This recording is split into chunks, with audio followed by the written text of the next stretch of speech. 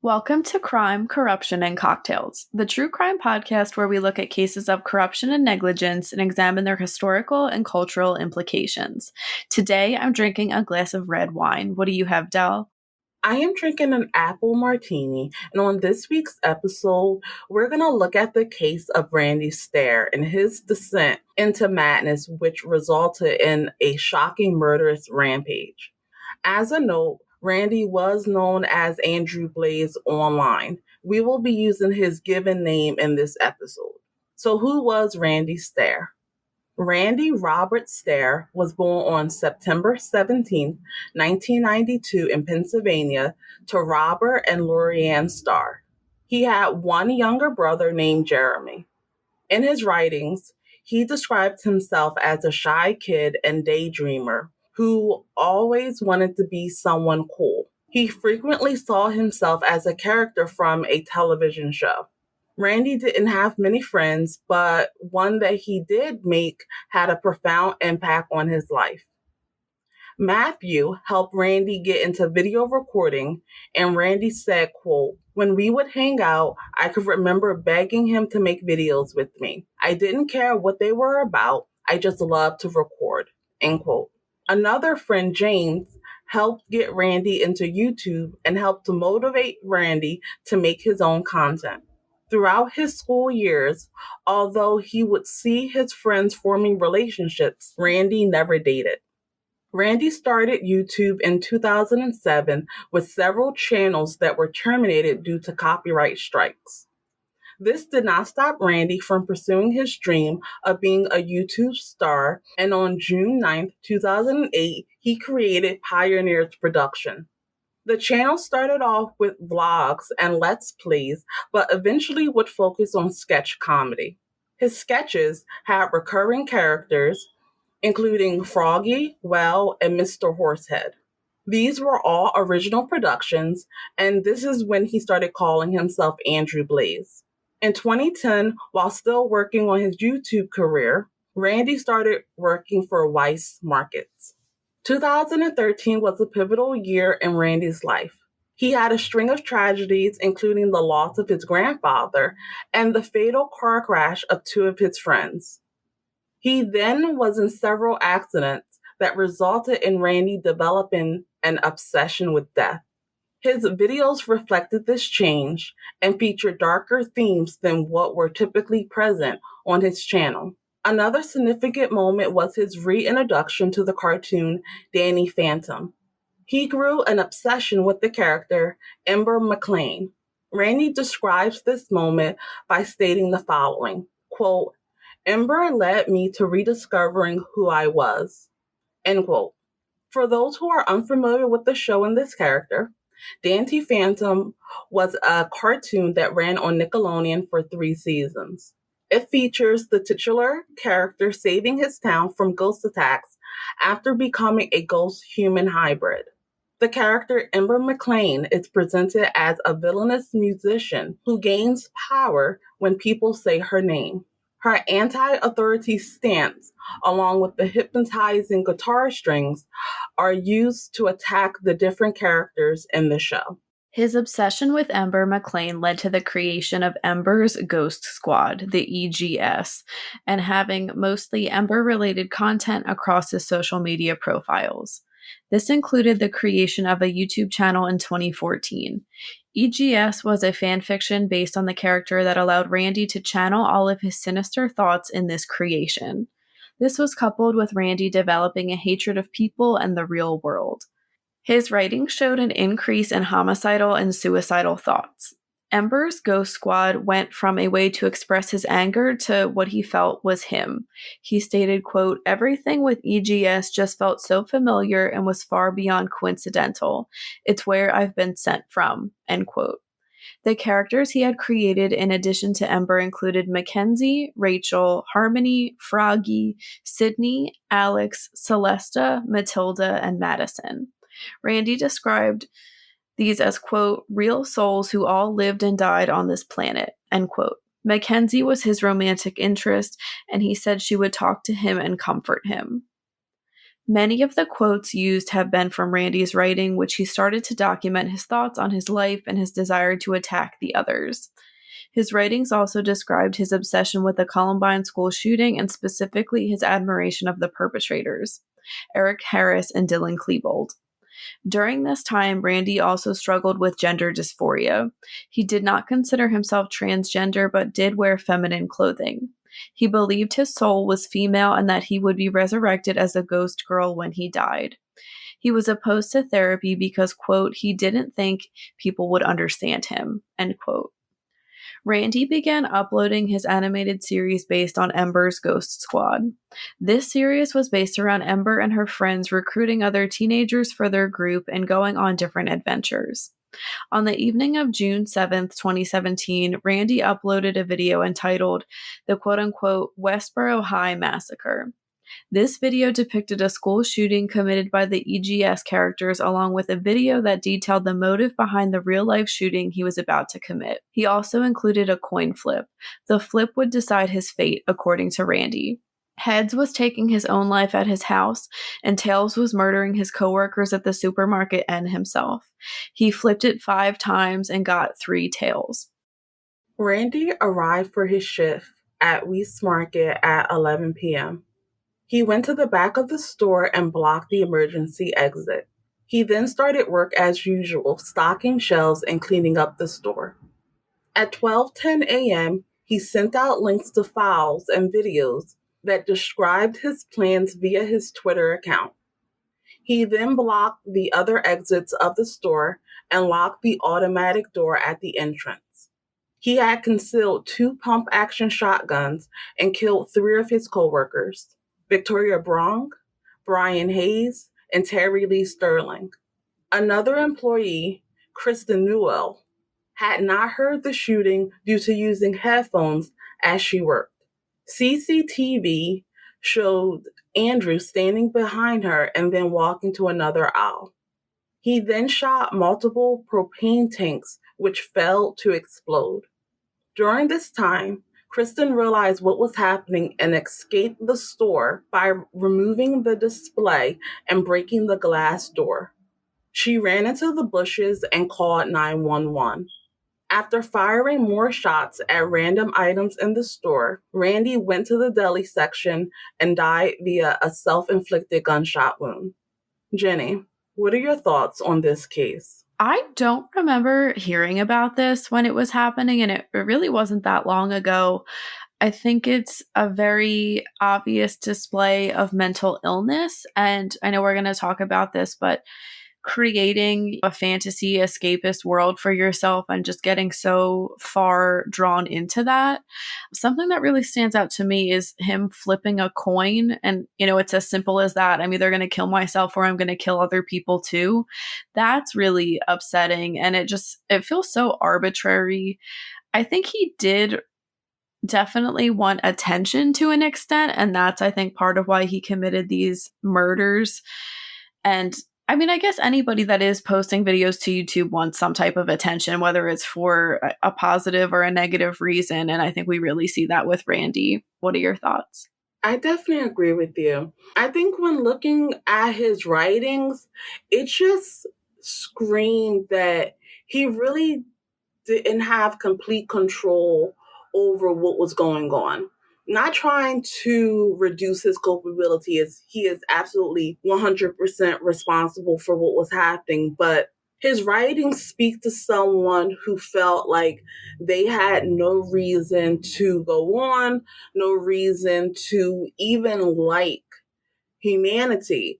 And that led to him becoming super obsessed with a fantasy world. First with one that was created by someone else in Dancy Phantom, and then the one that he created for himself, which featured Ember. I always found it strange that something that was so kind of innocuous in a way, like I remember watching Dancy Phantom, and it would never dawn on me that this had inspired such a dark and twisted crime spree to happen. Yeah, same here. I remember watching it, and I think it came on maybe when I was like kind of getting over Nickelodeon, but it is really interesting to see what people will latch on to and how far their fantasy and obsession will go with, just a mundane cartoon. The creators definitely did not have this in their minds as they were working on this show. It's wild. Yeah, and I think that speaks to what creators are looking to get out of the products that they put out there. We're getting ready to go into fan fiction, but this question always comes up of how is someone interpreting the art that you put out?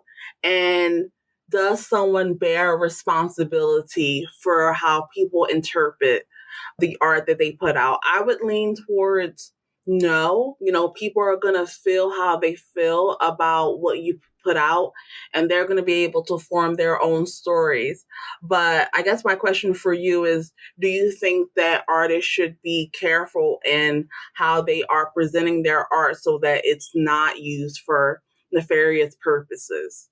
I hesitate to say yes because I think like once if you're putting out something as innocent as Danny Phantom was and is, I mean, it's really out of your control once someone, starts to find some kind of deeper meaning in it when that was not your intention at all. Like we said, it was like a cartoon about a ghost, sort of ghost boy that like fought crime. I don't really know how too many people could feed into that and relate to it and see themselves in it. So I would say, I mean, like I was saying, that was an innocent show. Maybe some other darker shows I can see like, maybe you need to like think about that some more. But I would tend to agree with you, Del. I don't really think it's the creator's responsibility. So Randy Stair had developed a fantasy world which focused on his favorite character within Dante Phantom, Ember McLain. This is one way many people engage with their favorite shows and characters, and it usually does not take such a dark turn. This fantasy world is known as fan fiction, and it is a way for people to enjoy their favorite type of entertainment while infusing their own creativity.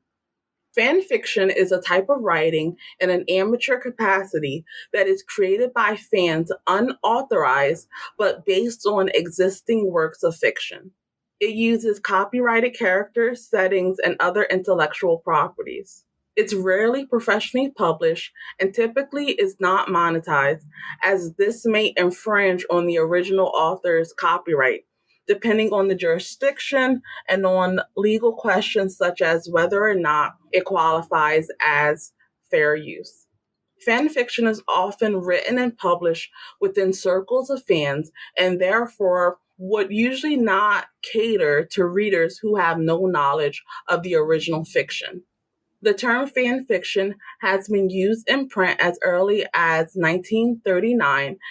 In this earliest known citation, it is used in a disparaging way to refer to amateurish science fiction as opposed to pro fiction. Fan fiction has become more popular and widespread since the advent of the World Wide Web. According to one estimate, fan fiction comprises 1/3 of all content about books on the web. One of the most popular examples of fan fiction is the 50 Shades series of books written by E.L. James. The 50 Shades trilogy was developed as a Twilight fan fiction series. E.L. James turned the fan fiction version into an original piece and published it on her website. The series was turned into a movie, and with the combined sales of the books, the value of the series is over $1 billion. There is ongoing debate about to what extent fan fiction is permitted under contemporary copyright law. Some argue that fan fiction does not fall under fair use as it is derivative work. According to current United States copyright owners have the exclusive right, quote unquote, to prepare derivative work based upon their copyrighted work. Fan fiction will not be held liable for copyright infringement if it falls under the fair use defense. Many countries and some U.S. states have laws governing rights of publicity. As a general matter, the right of publicity grants a right to famous persons to control the commercial use of their, quote, name, image, and likeness, end quote. To date, though, no recorded right of publicity suits have been brought regarding non commercial fan fiction about real persons. This may be in part because most states' right of publicity laws only apply to uses for commercial gain. Fan writers who argue that their work is legal through the fair use doctrine use specific fair use arguments in the context of fan works, such as fan works do not deprive the owner of the source material of income. Fan works may work as free advertisement and promotion of the original source material. Fan works are usually nonprofit. Fan works do not copy or attempt to substitute for the original work. Those who are affected by fan fiction have varying opinions outside of its legality. Most major studios and production companies tolerate fan fiction, and some even encourage it to an extent. Many writers and producers state that they do not read fan fiction, citing a fear of being accused of stealing a fan's ideas, but encourage its creation nonetheless. When Buffy the Vampire Slayer went off air, for instance, creator Joss Whedon encouraged fans to read fan fiction during the show's time slot. While many authors, for example, Neil Gaiman, J.K. Rowling, D.J. McHale, Stephanie Meyer, and Terry Pratchett, do not take issue with authors of derivative work, a number of authors do. They may request that fan fiction archival sites remove and ban any pieces of fan fiction based on their original works. To date, no fan fiction archive has failed to comply with an author's request to remove works, and many archives feature a full list of authors whose work cannot be the source of a fan fiction on their site. Some requests are related to the subject matter of the fan fiction. Lawyers on behalf of J.K. Rowling specifically noted that she has, quote, no complaint about innocent fan fiction written by genuine Harry Potter fans, end quote, and she, quote, is happy for spin-offs to be published online as long as the publications are not sold and it's made clear that she was not involved in the stories, end quote. This is under the condition that they do not contain pornography or racism. Anne Rice objected to fan fiction based on any of her characters, mostly those from her famous interview with the vampire and its sequel, The Vampire Chronicles, or other elements in her books, and she firmly requested that fanfiction.net remove stories featuring her characters. Similar efforts have also been taken by Annette Klaus, Robin Hobb, George R. Martin, and Robin McKinley, among others. Many authors do this, they state, in order to protect their copyright and especially to prevent any dilution, saturation, or distortion of the universes and people portrayed in their works. Jenny, what are your thoughts on fan fiction and the legal issues surrounding it? I've honestly never really thought about the legal issues, but it is interesting to hear about. And I do understand both sides of the argument. I typically think of fan fiction that's something that's just online, but I guess that really isn't the case anymore.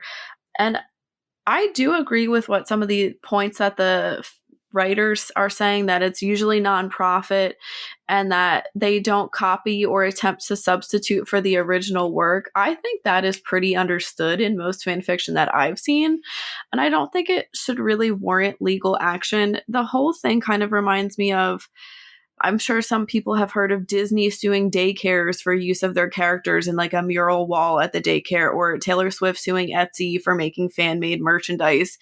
It kind of seems like, what's the point, really? Like, you have enough money already. I do like what J.K. Rowling said about, she doesn't mind it as long as it's like not containing any pornography or racism, and that people are making it clear, like, J.K. Rowling did not write this.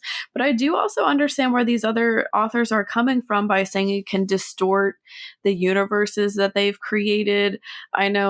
I guess this kind of brings in like what's canon and what's not canon. And this fan fiction writer did a better job of ending the series than so-and-so did.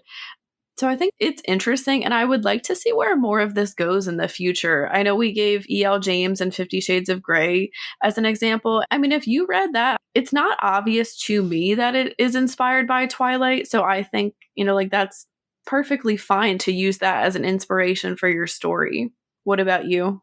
I definitely agree with you. I think the thing around the legal issues with fan fiction really have to come down to what the author thinks the wider audience for their works is going to think about the fan fiction. Is it going to be something where they get confused? Is it going to be something where they are comparing the original work and looking down on it because of what they read with the fan fiction? And it might just be kind of like writer's jealousy to have someone who didn't write the original world building piece of it coming through and being able to receive credit for making it better. But I think that hopefully people don't get sued. I think that would be a waste of the court's time to deal with a person that is a fan of something just trying to use that as a jumping off point to be creative. And like we stated before, this is typically not for any profit. This is just something that they're doing on their free time as a hobby to, share with other fans and show how much they love the work that the author did. So while I definitely understand why they wouldn't want any, dilution of their characters, hopefully it doesn't rise to the level of them actively, suing individuals. Jenny, if you were an author, would you encourage or discourage fan fiction of your work? I think I would encourage it. I think it would be exciting to have people really impacted by my work. And if it sparked creativity for them and, helped them find a new passion and maybe even a community of people, I think I would be proud of that. I really liked what we said, Joss Whedon said about when Buffy the Vampire Slayer was done. Like, read some fan fiction, write some fan fiction if you want to feel connected to this work again. And I think that's really cool. What would you do? I would absolutely encourage it. Like you noted, there is a community building aspect of it.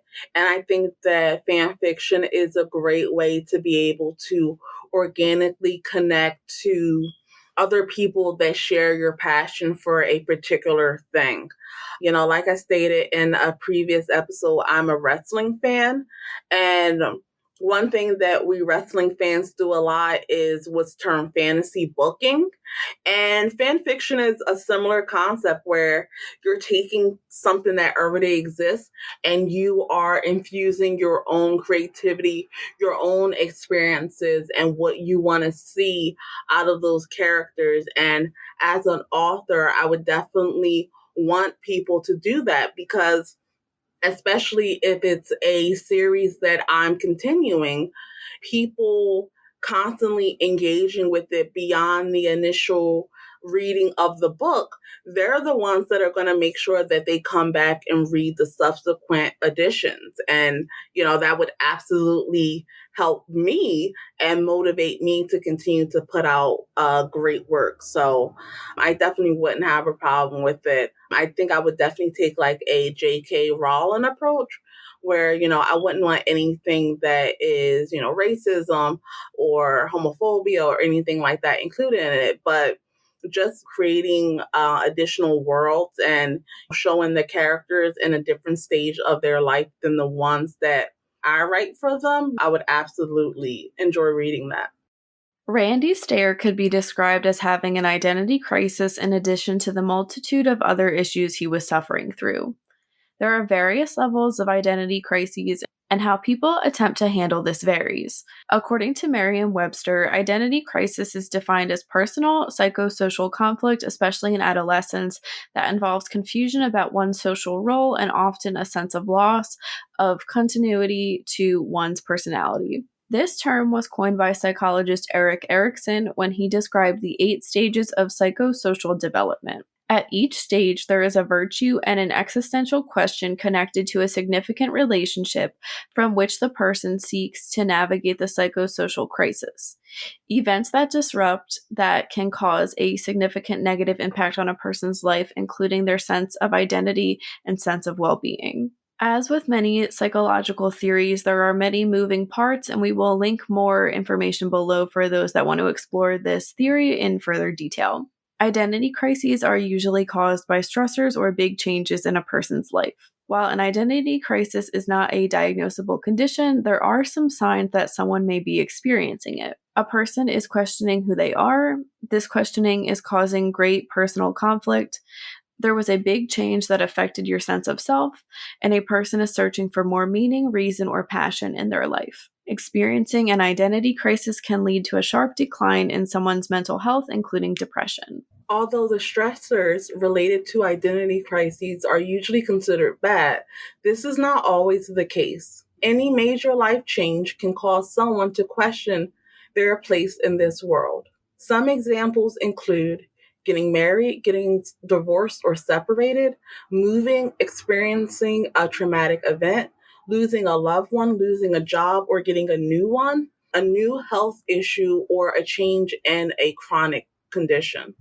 Luckily, there are ways to cope with identity crises when they happen. A person can search for joy and meaning. This could be finding a new hobby, volunteering, or reconnecting with past friends. Seeking outside help. This could be from religious groups, social clubs, friends and families, support groups, or getting professional help. And a person trying to limit internal and external judgment. Jenny, what are your thoughts on identity crises and the ways that people can cope with them? I definitely think that most people will have some type of identity crisis in their life, whether it's, something big or something on a smaller scale. I think a lot of this probably has to do with just the societal expectations of people. Like, I need to get married by this age. I should be this place in life. I have all of this, but I'm not happy and I feel like I should be. Which is something a lot of people can relate to. And I think it's something that as a whole, people are talking about more now, which is really nice to see. I've never really given much thought to how people can cope with this, I guess, outside of like therapy and seeking professional help. But it's interesting because getting involved in a religious group or a social group, meeting new people, changing jobs, I think those are all probably good ways to cope. And I think any reflection you can really do within yourself, especially when you're feeling like you're going through some type of crisis, is really helpful.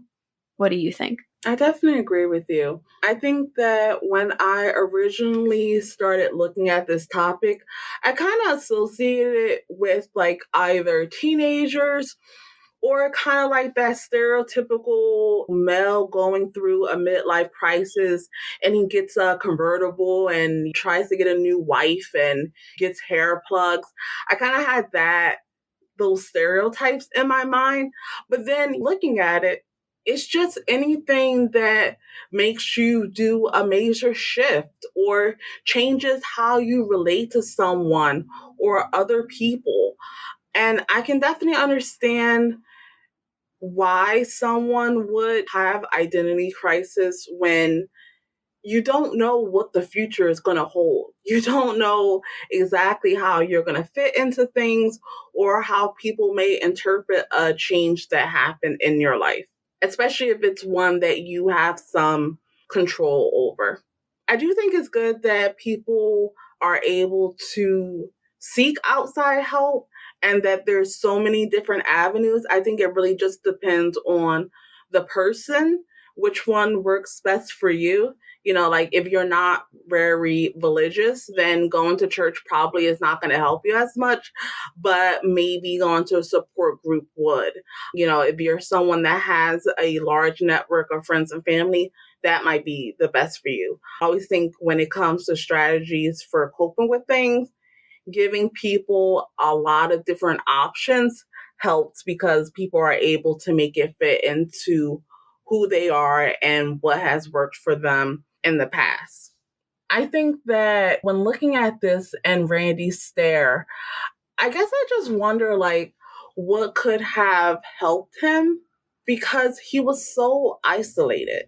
And he had his writings, but it definitely seemed like he wasn't as forthcoming with the people in his life. And I wondered that if he was, would they have seen like some warning signs and been able to get him the professional help that he definitely needed? Yeah, it's sad to see him say that he didn't want to talk to a therapist or whoever because he didn't think people would understand him. And that's very valid, but that is a reason to go to therapy. Your therapist isn't going to judge you. They shouldn't judge you, at least. And they are there to help you. I think everybody could benefit from therapy at some point in their life. I really recommend it for people. And I mean, I don't think it would have cured him of all his problems, but I think it would have helped him. And like what we're saying, ways to cope. Resiliency is so important in life. Yeah, I definitely agree with you. Even if you think everything is going perfectly in your life, sometimes therapy might just be a good way of reflecting on that and being able to engage with the third party to really be able to take stock of where you're at and be appreciative for where you are and, use that as motivation to stay on the right track. I think that people tend to associate therapy with something extremely negative, and there's a lot of stigma around it, but hopefully in the future that stigma can be removed and more people would be comfortable not only going to therapy, but talking about the benefits that they receive from it. I think that's a great way to end it. That wraps up this week's case. Thank you for listening. Let us know in the comments what you think about Randy Stair. You can read more about this case and how to support us in the links below. We will be back next week with an episode focused on the wrongful convictions of Kennedy Brewer and Levon Brooks. As always, stay safe.